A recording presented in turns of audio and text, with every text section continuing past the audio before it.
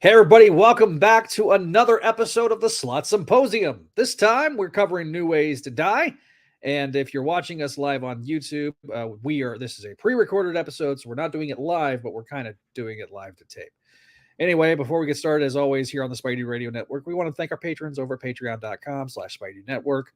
See all the tiers up on the screen. These are our sensational tiers. And then we have our spectacular and friendly neighborhood tiers. Thank you guys for your support, as well as the VIPs that are listed here below. So thank you guys. Check out our other great shows like Clone Saga Chronicles and Spectacular Radio, as well as season 1 of ASM Classics, all part of our Vault series. Season 2 is Javi and Jack talking about Spider-Man from the beginning. Cinema Era podcast talks about Sabi Cinema's seminal run on Spectacular Spider-Man. Just launched a show within a show similar to this called Web of Music, where he goes through and talks about the scores and soundtracks of all of the Spider-Man motion pictures. Then we've got, of course, Voices from the Eerie Gargoyles podcast, and the show all about the Gargoyles animated series from the 1990s. And then we have Books of X, which is our Patreon first show. But this, my friends, is the Slott Symposium. And if it's a Slott Symposium, it's a Comic Binge collaboration. And we've got Paul. Welcome, Hi, Paul. what's up? We're back. Our joint adventure is here.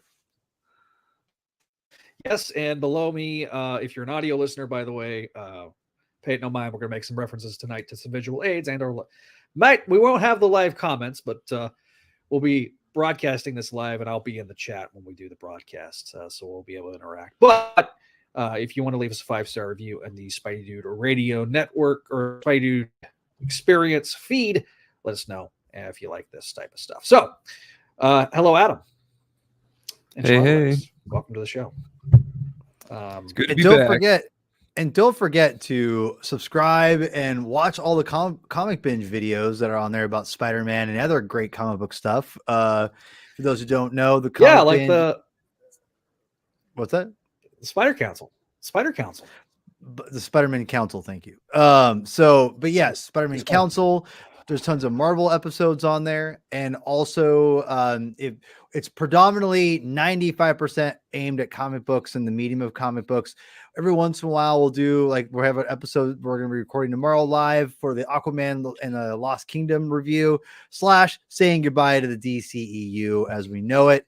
But that's more just kind of like it's comic book related in somewhat, but I try to do that less on their show and try to focus all on sequential art. So anyway, I'm super excited to be here and do the Slott Symposium. I felt like this has been such a great idea. Whether people actually like these shows or not, Zach, remains to be seen. But the way I see it is that, the whole purpose of this is to look back on two people who view the slot run by, the slot run by Spider-Man for Spider-Man differently. And we're retroactively looking at these issues.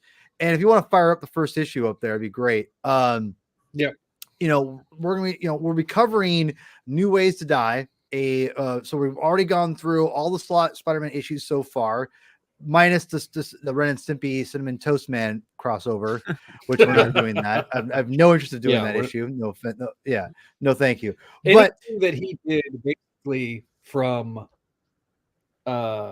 the time we didn't also include that backup in the Planet of the Symbiotes thing. We briefly touched on it, but we're basically focusing on everything from Human Torch Mini on. So 2004 on. Everything. And this is episode 3, correct? So this is our 3rd episode officially. Okay. Well, so for people who are so technically it's episode 2, but it's episode 3 of the Slott Symposium. Yeah, we had a 0 episode. Yeah. So, so what if you want to go back there and watch those other videos and look back and read those comics and see what we think and then go along with us, I highly recommend doing it. And we try to make it as easy as possible. If you're watching on YouTube, I have a playlist specifically with this. And so do I. And so I'll link that playlist in the description. And for those who are wondering if you want to pause this, come back and read these comics, only 6 issues. It's not a long read. It's a pretty brisk read. I think we'll get into our thoughts here, but it's 573 or 568 to 573. So go check those issues out on whether you want to read it on Comixology or through Marvel Unlimited. I'm sure it's on Hoopla in some way, but the main one you want to go for is called New Ways to Die. It's all one story, and we're about to get into it. So Zach, why don't you take it away from here and let us know your history with this this run at this point. Well, I was definitely doing crawl space at the time when this came out. I'd have to go back and look at my spreadsheet as to whether or not I covered these specific issues. I may have. There was a few. I think I came in halfway through and did because I missed the previous month. But I will say this. This was I think was this the second time this was the first time they brought Romita Jr. in during this run, and it felt more like a Spider-Man story because of that. I feel like he does a lot of heavy lifting here. He does a good job. This is him and Klaus Janson, and we were talking about this before the stream, but I feel overall this is amongst the best work that these two did in the 2000s. There's a noticeable decline after this, and really probably starting, we'll talk about that even more next episode, but there's a noticeable decline, especially after he leaves and goes and does Avengers with Bendis. Him and Klaus, I don't know what's the inking just was. I also think he had a broke his wrist. So I also think that you got to take that into account as well. But I don't know if he'd already broke it here or if it was, I don't know. Because if you ever watch him on like social media, he doesn't hold the pencil the way you expect somebody to hold the pencil. It's holding it almost at a flat instead of at an angle. But overall, this storyline for me, I have one. When you first read it, I'm curious when you first read it before you get into it now. So what do you think of it back then, and then go to now? I liked it because I felt like before this story, most of Brand New Day was existing in a bubble, and they were finally doing things that actually were going on in the Marvel universe at the time. So this felt like Spider-Man's world was finally interacting with the rest of the Marvel universe because of the schedule. And they had to get such a buffer that they couldn't sit there and address things like Norman Osborn basically running the freaking world through the Thunderbolts program. This is right before Dark Reign. So it's a story that I was very much looking forward to seeing how this dynamic works. Because again, this is the first time we've seen Norman and Harry interact in universe since the 70s. Now that they brought back Harry, and there were still a lot of questions about that. We still wouldn't get those answers till later. I think we'll cover that next episode. But again, there's a lot of firsts that we haven't seen in a long time. This is like amongst the first times we've seen Norman interact with a Venom, Eddie Brock Venom, and Venom and stuff like that. So I thought we were starting to get progression, and it felt like during this era, it felt like anytime we got that, it was very, very choppy and slow starting and kind of bouncing back and forth. And because you had so many chefs in the kitchen, it felt like Slott was able to take the most, apply them, and actually and fit the narratives within each other. And so I felt like we were moving a little forward with a lot of these storylines here. And, I think it's interesting. It's very, if you read this cold and you don't read the previous Brand New Day issues, you're going to be kind of confused. I will tell you. It's new reader friendly adjacent is what I would say. Because of the subplots with like Harry and Lily Hollister and all that. The freak stuff. I think the Thunderbolt stuff is kind of like Like maybe. Like for me, it was like, okay, the Thunderbolt stuff. I've heard of that going on around this time, but I didn't realize that it was so prominent during this arc. Yeah, But I mean, it was a big deal. I think the subplots though are. I think if you read the last arc that Slott did, the opening Brand New Day arc with Mr. Negative and all that, and then you go to this, there's a through line. It's pretty. Yeah, I'd agree. See, that element I think is where I agree with you, because Slott, you got to take into account too with this during the Brand New Day era. Whoever creates a character during that period was the one that got to write that character, and nobody else really touched it. So if you're talking about the Mr. Negative stuff, absolutely. Slott was the only one to touch any of that. But there wasn't a lot of Mr. Negative stuff I felt in here. A little bit. I mean, like obviously anti-venom, but do me a favor, Zach. Will you put, because since Neil's not here, I don't have access to anything. Can you throw up the next issue? Keep it rotating. Yeah. So we have so from what I can tell, it sounds like, Zach, you liked it when you read it back in the day, and when you reread it now, it sounds like it kind of echoes that, correct? There's elements I like and there's elements I don't like. To me, it's a B+ story. That's pretty good. I would probably agree. It's a B to B. Agree with that. It's a B to a B+ story. It's a B to a B+ story. I'm going to tell you right now. I think that when I first read this, it was a big, like you said, it was a big deal, Zach, because it was, as someone who is reading I mostly read Marvel now. I don't read as much as I probably used to. It's mostly because I'm reading a lot of DC these days and other books. That's disgusting. Oh man, why is this not working right? Every time I'm so mad because I have a mute button for a reason. That's why. You do. You might want to use it. I have it on my soundboard. That's the thing that makes me mad, is that I have it on my soundboard and it's not working. Just use StreamYard. It's the easiest. I don't know if you want to edit that out or not. But anyway, I'll just do a 3, 2, 1 count so you can edit that out. 3, 2, 1. I'm fine. When I read this, I was reading mostly Marvel at the time.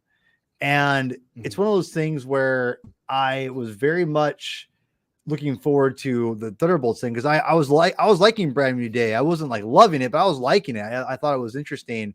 At least it gave Spider-Man a little bit of a jolt for me when I read it. Like I was like, I want to know what these people's plans were.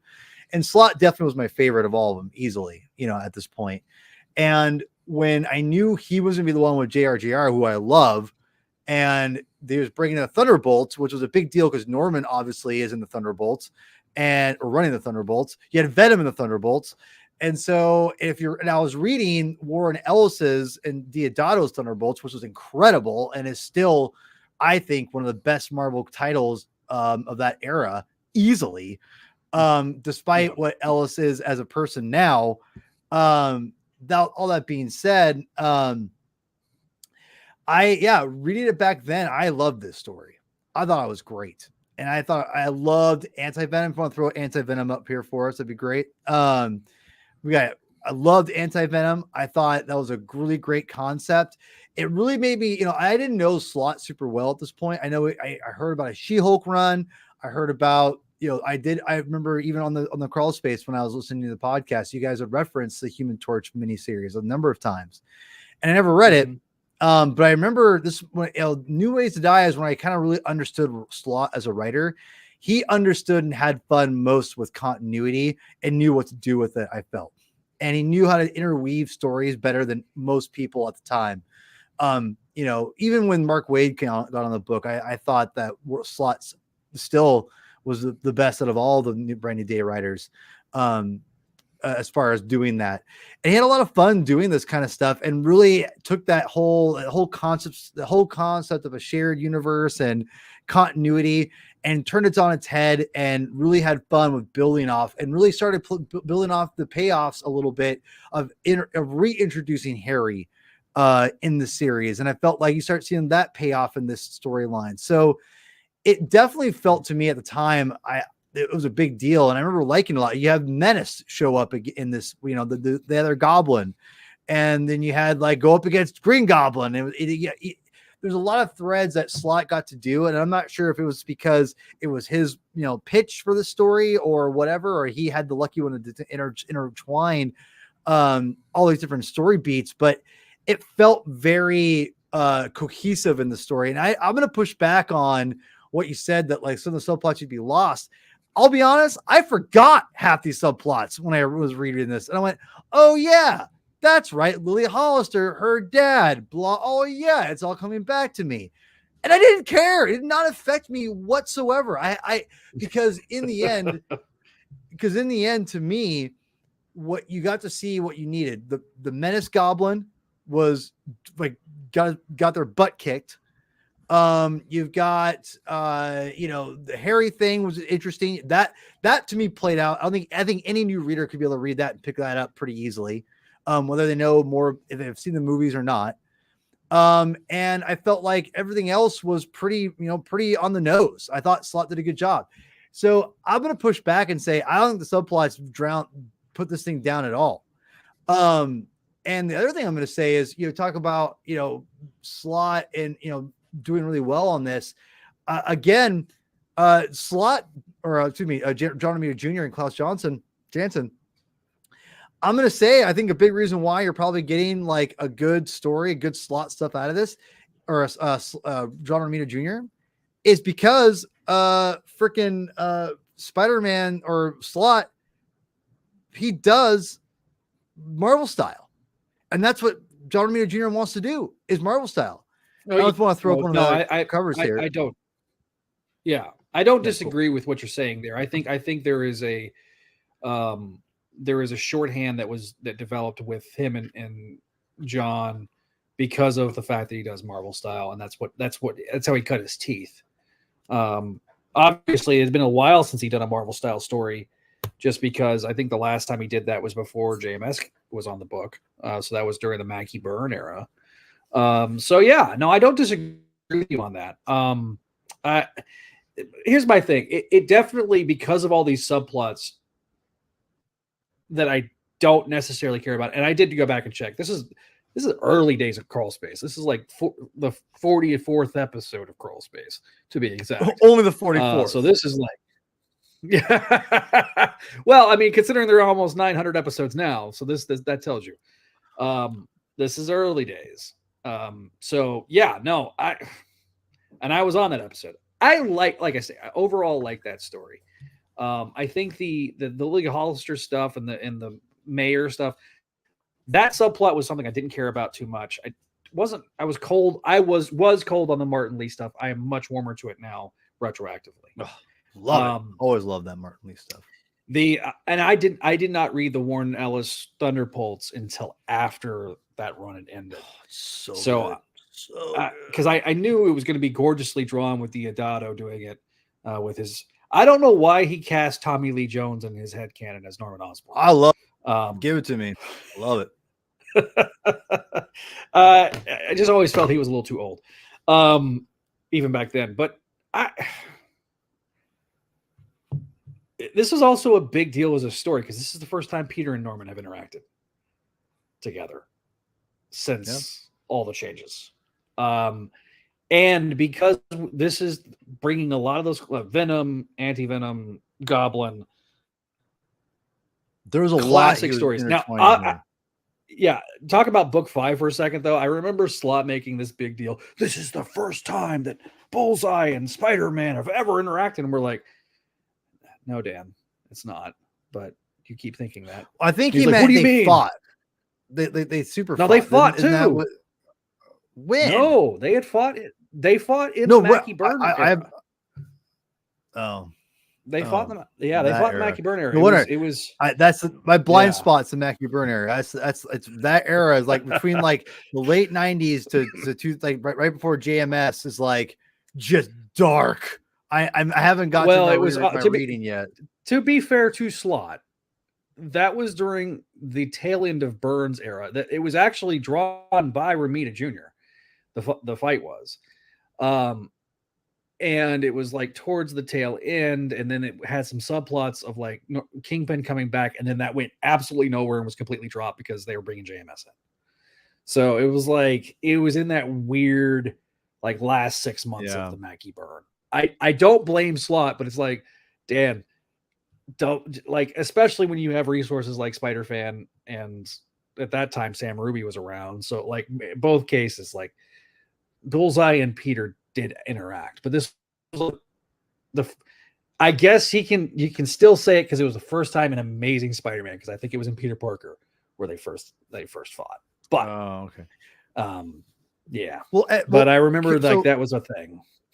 So before we get any deeper here, let's get Adam in this, because Adam is very much, you're on the show as the mediator, basically, right? Like because Zach predominantly rejects Slott, I predominantly accept Slott and right. Like most of Slott's stuff. Now, I'm not like a purist where I'm like he can do no wrong, but I do think, as someone who listened to the Crawl Space back in the day, I got to know Zach and all those people. Everyone like really rejected Brand New Day and this whole thing, and that's one thing I always had a hard time with, because I was always more in the middle of Brand New Day to like liking it more than hating it, even though I'm 100% pro marriage.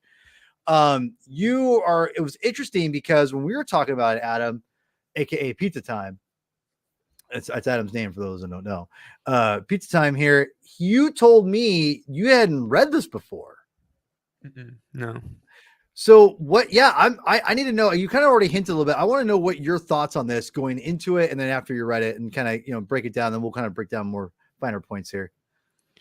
I mean, I've seen some stuff out of context. Like I know Norman's in the Green Goblin suit again, and I've seen the Scorpion Venom thing. It was cool seeing the context for that, because I actually thought, that, and I like that design a lot too. It's fun, super fun.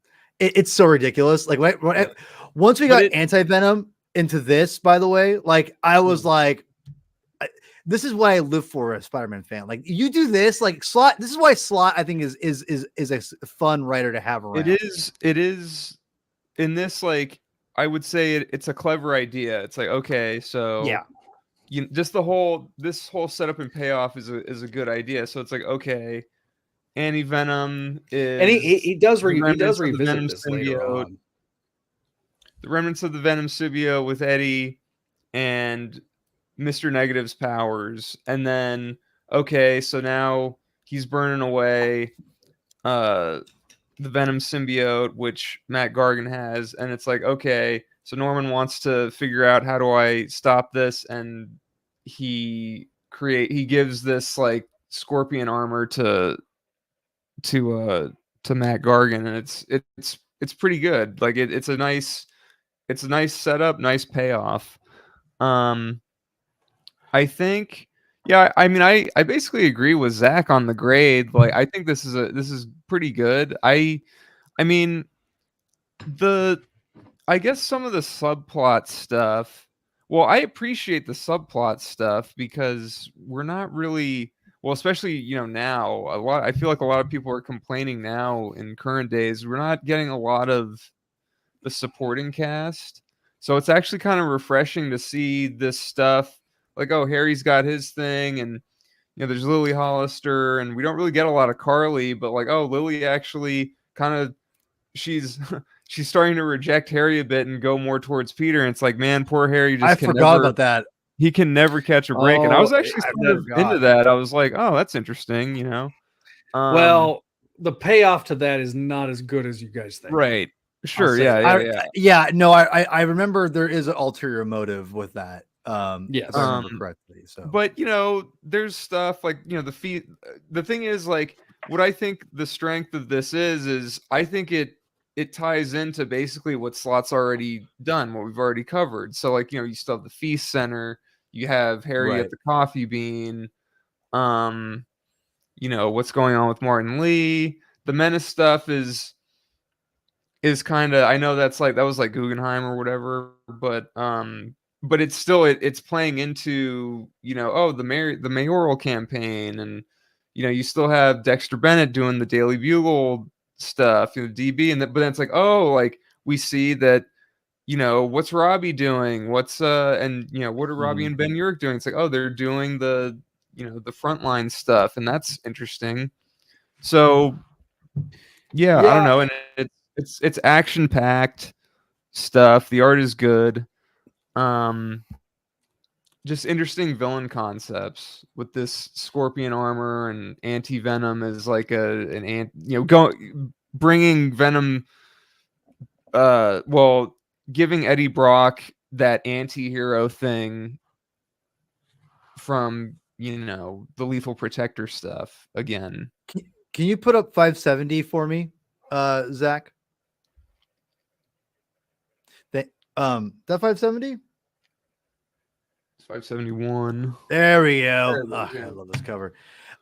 So from what and the whole oh yeah, anti-venom's curing Spider. It's like, oh, like it's all very it's interesting. Like, okay, like, oh, this is like affecting everyone. It's not just going to affect the villain, it's going to affect the hero. There's another problem here. Like it's all they're good ideas. And it's written pretty well. All right, so you think it's executed decently well is what you're saying? Yeah, pretty much. I'd say that. Okay, yeah. So after reading this, you'd give Slott this story you said a B plus? Probably B plus. At the lowest, I'd probably say B plus. And now, forgive me, what did you give the arc before this? His original Brand New Day intro. I don't even remember. It might have been. I graded both of these a lot higher. The second time through? The second time through, mainly because some of the things I held against Slott were editorial and not Slott's fault. And when we get through like covering the overall part of the issue, I'll talk about the things I don't like about it, but it's partially a similar kind of setup here. Yeah. So, well, and we can talk about just kind of the general premise. So basically, you know, again, I don't like to spoil things. I want people to read these comics because I think this is a fun story regardless. I think anyone could, I honestly think that this is a fun story that people could jump into right now and read and have a pretty much enjoy a thing. The one thing that people say, like, and we talk ad nauseum about this, and I think you agree with me, it's overrated to say, oh, I need a jumping on point. Like, listen, like I jumped on, I had no idea what the hell was going on in Spider-Man half the time. And after I read a couple issues, you kind of pick, you can pick things up. It's not hard. Like I think jumping on points help. Sure. Yeah, they definitely help. But yeah, but sometimes, well, it's a ground floor. I think the problem is though, with comics these days is, you know, the major run by an author for a character is like, they're writing this well that is kind of a problem. Like they don't get a lot of issues, but it's the way comics are being set up these days, it's like, well, they're churning out jumping on points, so it's kind of like, well, like, we're expecting it. Like the Wells run, it's like, okay, they did the new #1, the Spencer run, they did a new #1, and it's like, this is where you want to start. But then like there's a whole bunch of stuff after that, and it's like, yeah, I mean, you probably can just jump, like you can jump in halfway through the Spencer run, sure, while it was like going on, probably. I mean, even now, I guess, if you don't want to start it from the beginning, but like it does help. And I think a lot of people just like that starting on point, like, because so many people want to start with the very first issue of Spider-Man, ground floor, from 1963, and read everything. It's like, well, you don't have to read everything. That's 900 comics now. Like, you can. There's a lot. That's a lot. Yeah, you've done, like, you know, over 300. I've done like a quarter. Yeah, I've done. Well, remember, I've read everything in continuity. So like you're looking at Untold Tales, Amazing Fantasy 1617, Marvel Team Up, Spec. You know, Marvel, you know, all that stuff, and it's a lot, and you know, it's overrated, like it really is. And I say that because I risk forgetting half of what happened in this from a subplot standpoint. Like I was like, I picked this up and went, oh yeah, okay, I get it. Like even things I totally forgot, don't care about. I'm like, oh yeah, I could easily pick up what's going on in this. And I think that's the thing about with new comic books. And I think Dan Slott should get a lot of credit for that too, to be honest. He knows how to interweave. He knows how comics work, because especially monthly comics.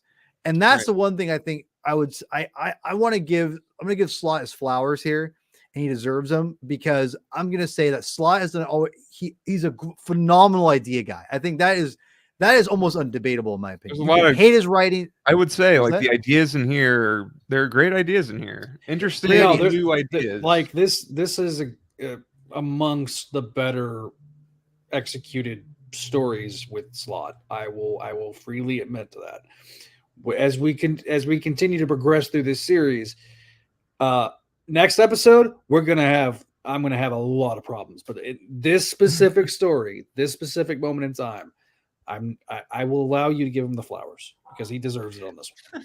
And I think with all that, like, I mean, you have the story, because you have, because again, without spoiling too much of it, you've got the Thunderbolts coming in at Peter for the first time, because in Ellis's run, he's using Ellis's perfect idea or off the Civil War and the Thunderbolts, and using all of that to say, of course they're gonna go after Spider-Man. So but we're gonna put Venom in, Venom's on the team, the Scorpion Venom, and then we're gonna put Eddie Brock. We're gonna reintroduce him and put him as it's like he does everything. He intertwines and interweaves everything so perfectly.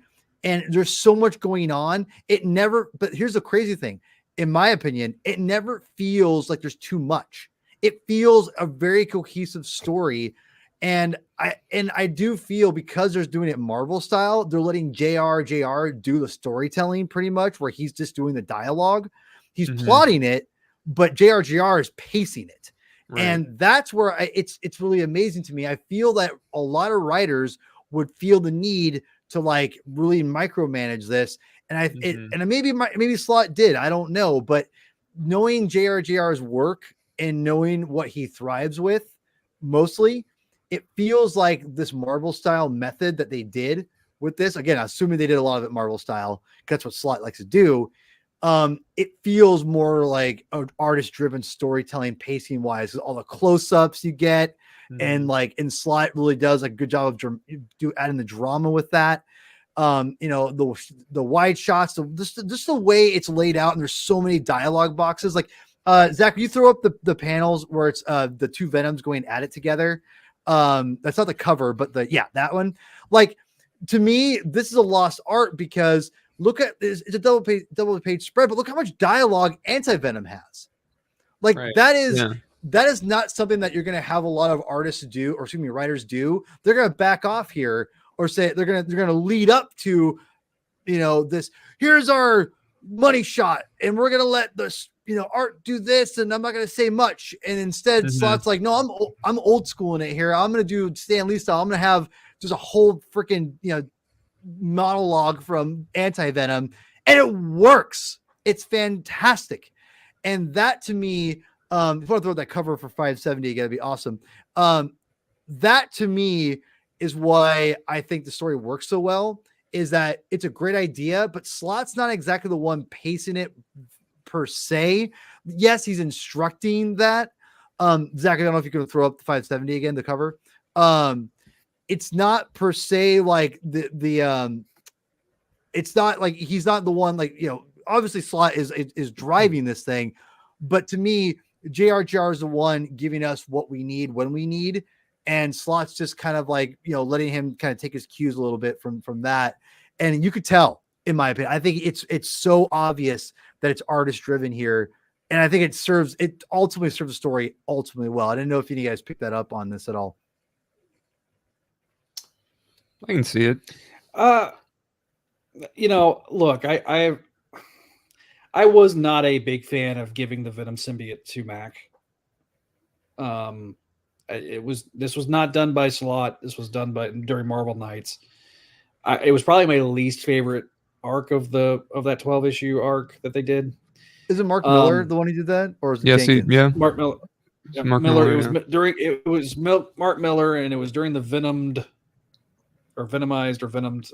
arc, which was done with Frank Cho, filling in for the Dodsons. And I didn't dislike Eddie, trying to sell the symbiote to the highest bidder. I just didn't. It never felt right that Matt Gargan was the one that had it. But that being said, I like the concept of giving Eddie some sort of suit that really puts the twist on his lethal protector element, because it's the whole, what is Eddie Brock? A misguided disaster of a human being. And he is got some good intentions, and I think with the concept of anti-venom, it takes that element and it does kind of progress it to a different type of twist on it, because him trying to cure Mac of the symbiote and then subsequently trying to cure I love that Peter of his powers. The only reason that works, though, is that Eddie doesn't know that Peter's Spider-Man, because again, that the mind wipe is something that hangs over the entire Brand New Day as a concept. And there's to me, there's probably 10 people that probably should know that Peter's Spider-Man and should know that history. Felicia, Eddie, Norman, and because he would know if he remembered and didn't have it blocked out of his brain via magic, that Peter's blood is irradiated with the radioactivity, because obviously with Peter's history with the symbiote. So it's kind of one of those weird things, chicken or egg. But as a concept of having to operate within these artificial guardrails that were created, it is an interesting concept, and it's interesting to go back and read it now. I still don't like it from an ongoing narrative standpoint, but it's like, okay, I can. It's not as egregious to me as it was back then. I was very upset about those things. And this is what I never understood. And when people complain about current narratives, like, I don't like this character being this version of the character, like a Venom, or let's say a Green Goblin, or a Wolverine, it's like, or anytime there's a narrative change in a superhero title, it's always the illusion of change, right? And the thing is, I always knew that Eddie was going to be Venom again at some point. And that's the thing with Gargan. It's like it just makes sense to eventually make Gargan Scorpion again, like, right? Yeah. And give that. And that's the thing is, I'm not saying I don't want to devalue your not liking that, but for me personally, I never cared that much. I mean, I would care if I didn't like something, I'd be like, oh, it sucks. But I also ultimately know, like, unless it becomes a predominantly overloved thing, that, except for me, it's going to go back to the way it was. It's just reality, right? And so that, like, with Gargan being Venom, and mind you, remember, Venom was like faltering at this point, and they knew they wanted to put Venom and Spider-Man against each other at some point, and they had like neutered Eddie Brock at this point, in my opinion. But before they tried to kill him off and all this stuff in Venom. But like, that's why they gave Gargan the symbiote, was because like Eddie Brock had rendered himself useless. Like there is no point to use him as Venom, because like they had already used up every last point, and they couldn't make them enemies again without looking like fools, in my opinion. So they had no choice. And I think and that's the thing for me. And that's why this works, because it's like taking that, okay, if we're not going to have Eddie Brock be Venom right now, let's have him be the anti-Venom. I just thought that was really fun. It's a fun concept, instead of, because eventually it's going to turn, which it did. Now, Flash Thompson's anti-Venom. Oh my God. I do want to ask now, for clarification purposes, because I've been thinking about this. I need a question to ask. So I want to, for clarification purposes, anti-Venom pro or con, should Eddie Brock have continued to be this character? If he No. couldn't go back to Good being question. Venom, It's a great question. If with he couldn't go back, everything okay. that's if he happened could- since. Okay. No, he couldn't have remained the character. No, not with what they were doing with the world building and the separating of the symbiote from Spider-Man that they were doing, like with oh god, who did the King in Black? Cates and Cates. Stegman. Diane Cates. So like what? Yeah, you probably could have had him be anti-Venom for an more extended period of time, but once that schism occurs, you need Eddie because of the narratives that are done in that story to be Venom. I don't think that story has the impact it does with him as anti-Venom. But what I'll push back, because I haven't read Kate's run. I'll read it eventually. I've read a little bit. It's not terrible. I think Kate's is a good writer. I just haven't really connected to his stuff as much as probably I should. I have a couple of his books I'm gonna plan to read that are not the mainstream Marvel universe, like God, Country, and Vanish. But regardless, I will say that, to your point, Adam, because Eddie's kid's now Venom. Yeah. It almost makes sense for like him to be the anti-Venom now at that point. It'd be interesting to see that dichotomy of his son and him as anti-Venom and Venom, if that was the case. It's not, but that'd be Right. that would be interesting. Yeah. Yeah, it's a good question. So while we're headed towards wrapping up, not anything super soon, but in a little bit, let's touch on the Green Goblin. I know it's a hot topic for everyone. If you want to bring up that page, Zach, where it's the full page spread, not full page spread, but the page. I do want to say real quick that I do think that this cover 570 is probably looking at all of them, this is the best cover of the It's arc. fantastic. Yeah. Not that one, but the one where it's him as costume, with like a full page, or not full page, but it's a page. It's a whole page I took out. Yeah. It's down. Yeah. Sorry, not that one. Not that one. Those are great pages, though. God, I love it. Sorry. Oh, it's so good. Let me find it. Give me a second. Well, we'll talk about the Thunderbolts here in a second. So curious what you guys thought. Like, I'm biased because I love the Thunderbolts team that Ellis did. What was your take on the Thunderbolts, Adam? The Songbird, Radioactive Man. I mean, they're all right. I guess, the Venom stuff is the most prominent, so I was probably mostly interested in that. The other characters are okay. I feel like, I guess for the arc, it's good. But I feel like they kind of like slot through them in there, which I don't know. Like I don't know if it's the weakest part, but I feel like they're just okay. They're like, Interesting. they're the They plot. certainly feel like Songbird and Radioactive Man feel like very much supporting characters. Right. Yes. No, that's what they're supposed to be. You can't. You could completely eliminate their scenes.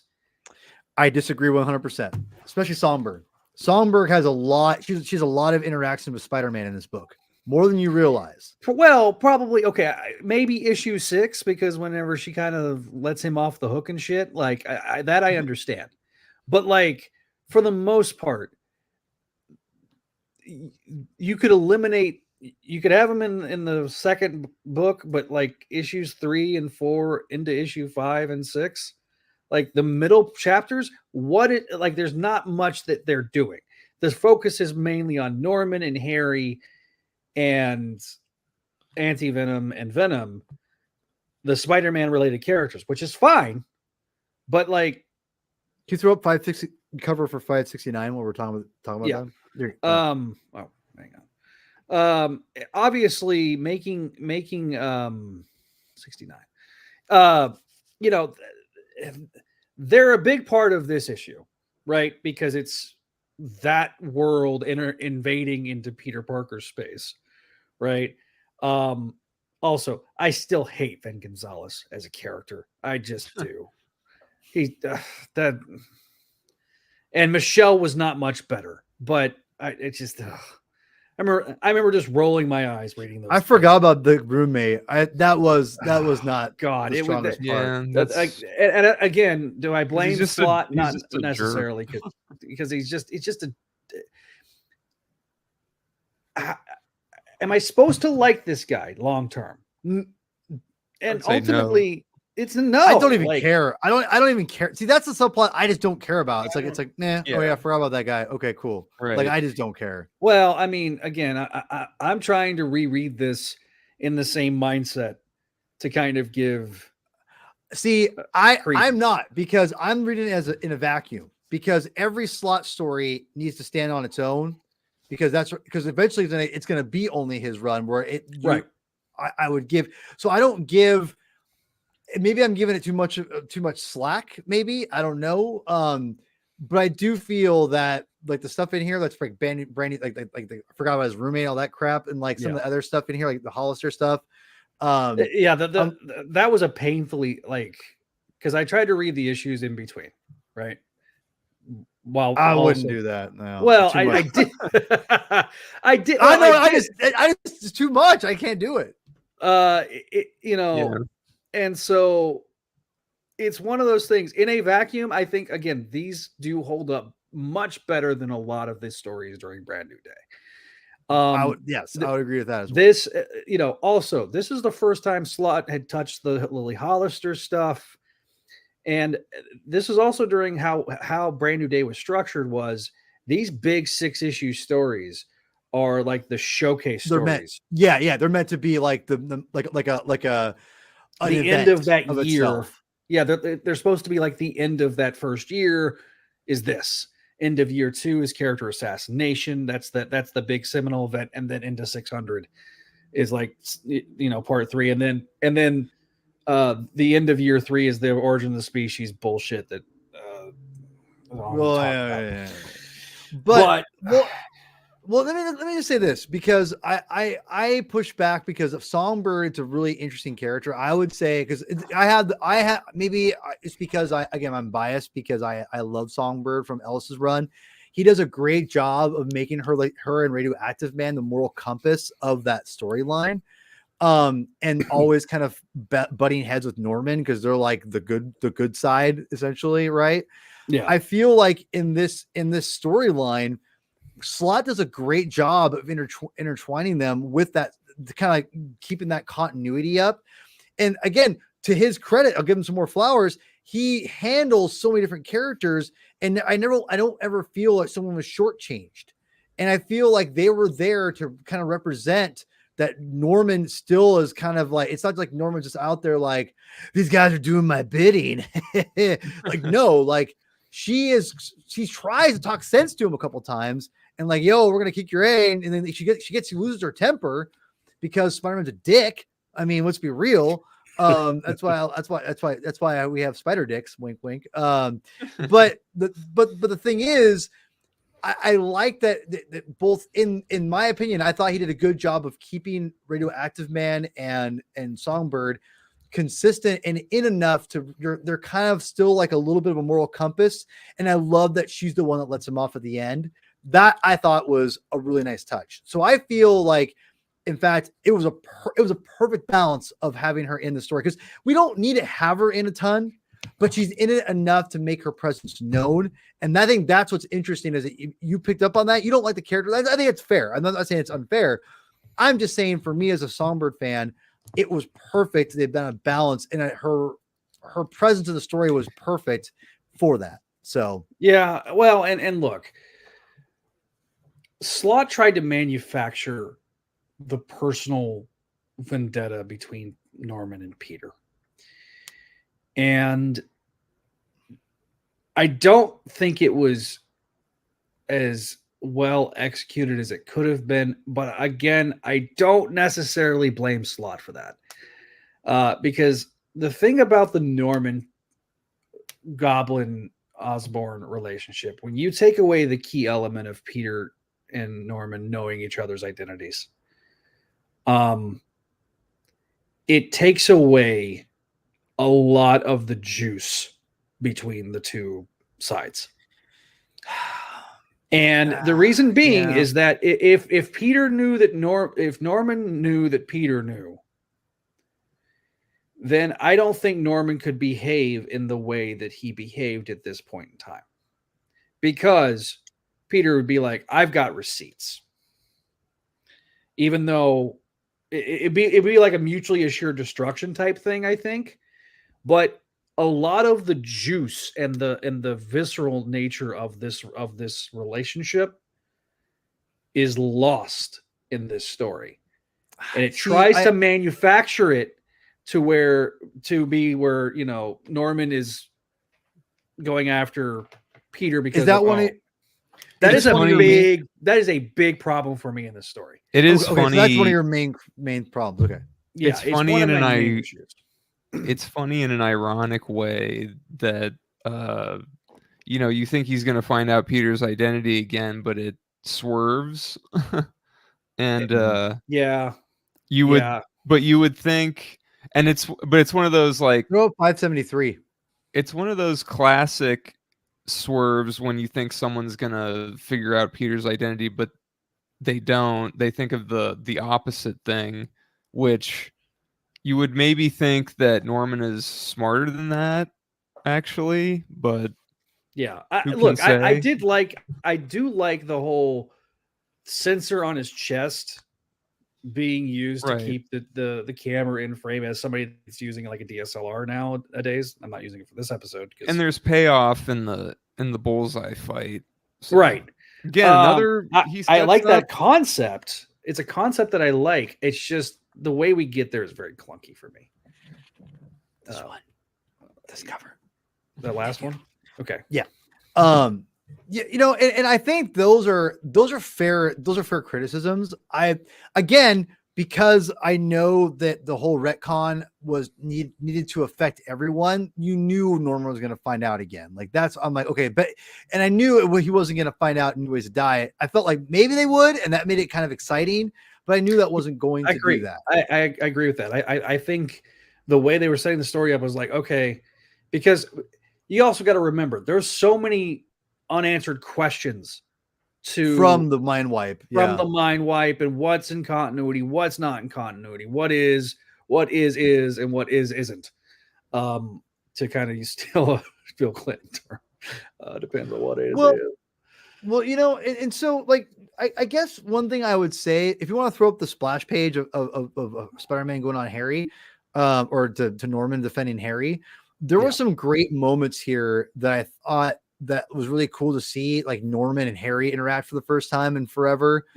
And seeing this play out, I thought was really cool.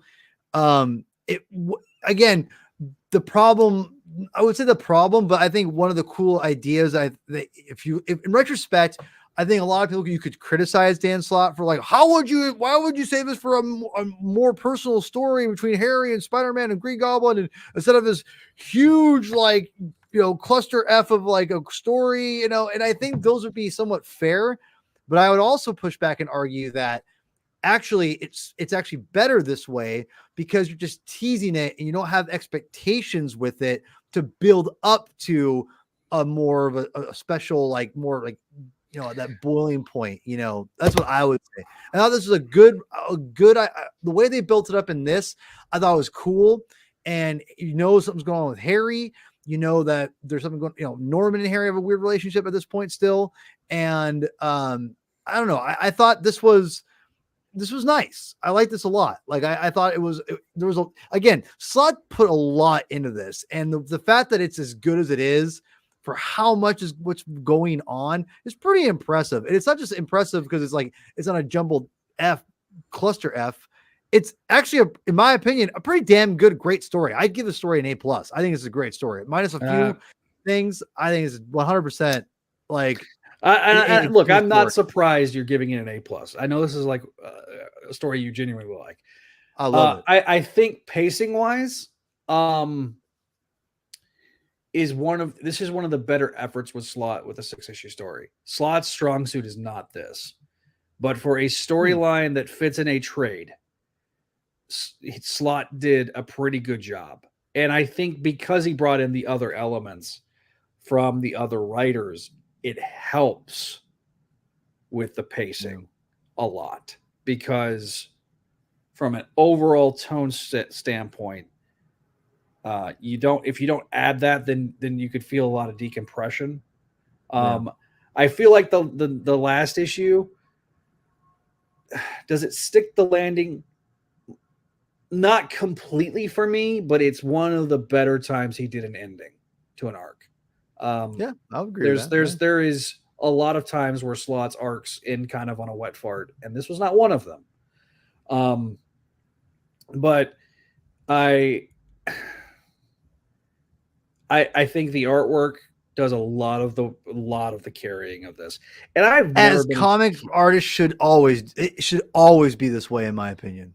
Yeah, always. I'll be honest, I'm not a giant fan of of Romita Jr. symbiotes.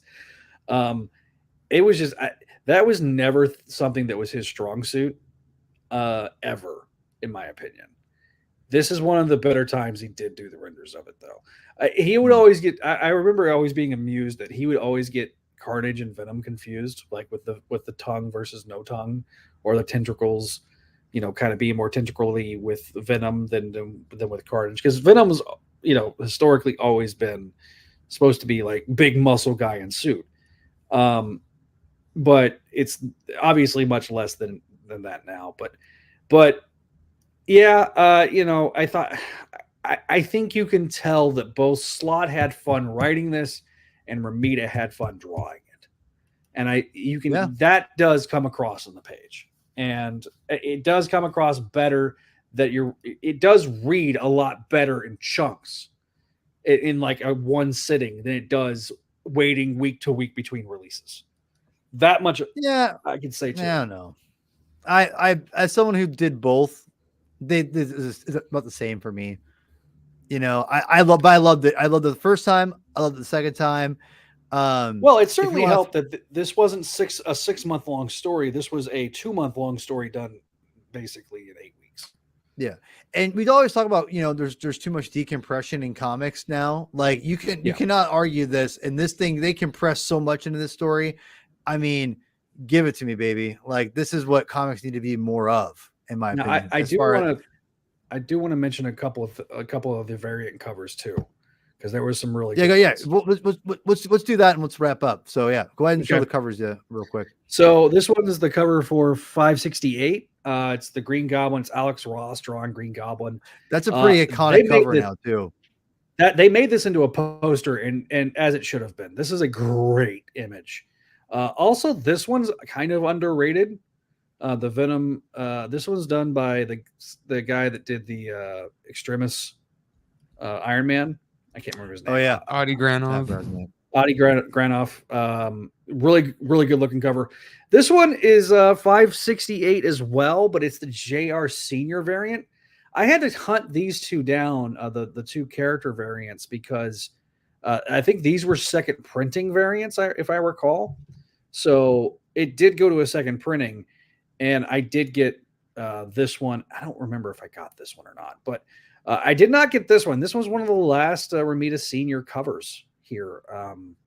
He would do 600, and I think he did one for 700, but then after that, he really didn't do any more. So I thought it would be a notable thing to point out. Again, this is also during the Steve Wacker era. So a lot of this was during, I affectionately jokingly said it was during the Slott Wars on the front page of Crawl Space with Steve Wacker. So, but like I say, this one's a marked improvement over a lot of the other arcs that were going on at the time. So definitely, definitely one of those things. Final thoughts, Adam? I like it. You got Venom, you got Green Goblin.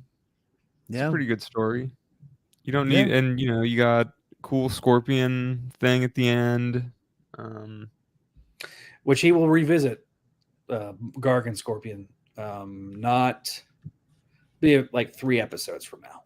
So, looking at our debate structure, I don't know. I'd recommend it. Sure. Yeah, I'm not going to say I don't recommend this story. Go read this story. If you know, this is one of those that I can sit there and say, if you want a lot of bombastic action, it's worth that. Yeah. Paul? Yeah, I think the story is really fun to read. I think anyone could go and read this, whether you know what's going on or not. It's fun. It's a lot of great fun, like Marvel continuity that Dan Slott is balancing here, and that does a great job of. I loved it then. I love it now. I think it's one of the better Briny Day stories for sure. You know, like I said, Briny Day, there's some misses in Briny Day. I'm not just gonna sit here and say it's all, you know, rainbows and unicorns. It's not even close. Yeah, but I do think that some people have had it out for it at the beginning and they didn't care if it was any good. I think this is definitely a top tier Spider-Man story, in my opinion, that came out in the last 20 years, in my opinion. So it's super good. I'm looking forward to moving on with the next set of issues. So the next set of issues are going to be ASM 581, 582, and 58. No, and just those. It's that two-parter with Mike McCrone's the penciler. It's the the Enforcers, right? No, it's the explanation of Harry Osborn's return. Oh, yeah, no, that's the Enforcers. I think it's the Enforcers issues. I don't remember Jackpot's in those issues. No, it's Molten Man. It's the Molten Man story. Oh, okay. You're right. Yeah. I know they do. Enforcers and Mike McCone, I want to say they eventually are together at some point. Yeah, and then we'll do those. We'll cover those two issues, and then we'll cover 600. 590 and 591, which I think is the two-part Fantastic Four story, and then 600.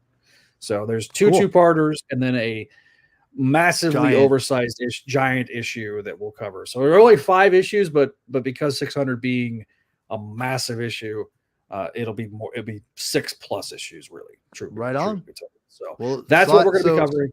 So in my opinion, just to give you your tease, there's one story that I despise, one story I actually love, and one story I'm kind of Well, have you read? If you reread when you reread them, you'll like them. I don't know if you reread. I'll have to reread. Yeah, I'm gonna. Yeah, but I remember. You have to read it. It's the whole point of the show. Yeah, no, I know. I do remember the two-part Molten Man thing. I despised it. Well, we'll see if we despise it still. I haven't read it. I honestly forgot the majority of it, so we'll see what happens. But, go